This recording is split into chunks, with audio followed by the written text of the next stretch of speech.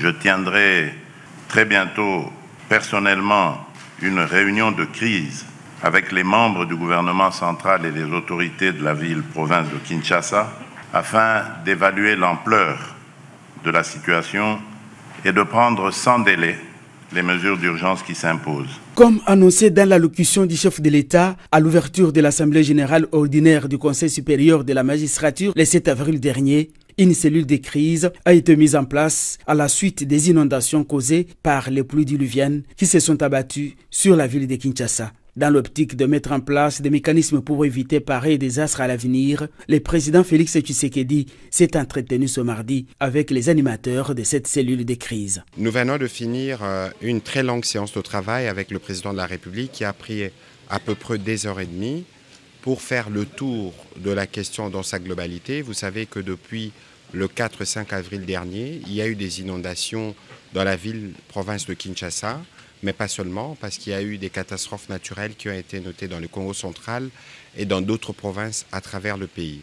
Et qu'à la suite de ces inondations, une cellule de crise avait été créée au niveau du ministère de l'Intérieur qui a suivi et qui continue de suivre tous les cas en étroite collaboration avec la ville. Il était donc question, au cours de cette séance de travail, de faire le point de la situation aujourd'hui au président de la République, principalement la situation de sinistrés. Un bilan a été fait, malheureusement 75 compatriotes sont décédés et plus de 11 000 sont sinistrés aujourd'hui qui sont hébergés sur 4 sites. De ce point de vue, le président de la République a donc encouragé les gouvernements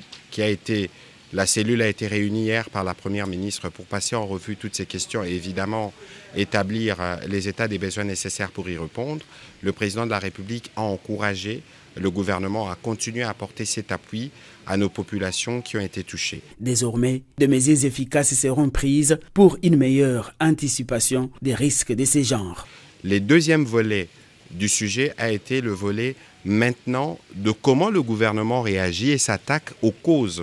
qui ont conduit à ces inondations. Vous savez qu'on ne peut pas blâmer les catastrophes naturelles ou la pluie, mais il y a une grosse part de l'humain dans ce qui s'est passé. C'est ainsi que le ministre d'État, ministre de l'Aménagement du territoire, qui a fait les rapporteurs de la réunion gouvernementale qui a été tenue autour du vice-premier ministre intérieur, qui s'est prolongée avec la première ministre et qui contient en son sein notamment les secteurs comme les affaires foncières, l'aménagement du territoire, les transports, la politique et l'urbanisation de la ville, l'urbanisme, mais aussi le gouverneur de la ville, pour faire le point des actions à faire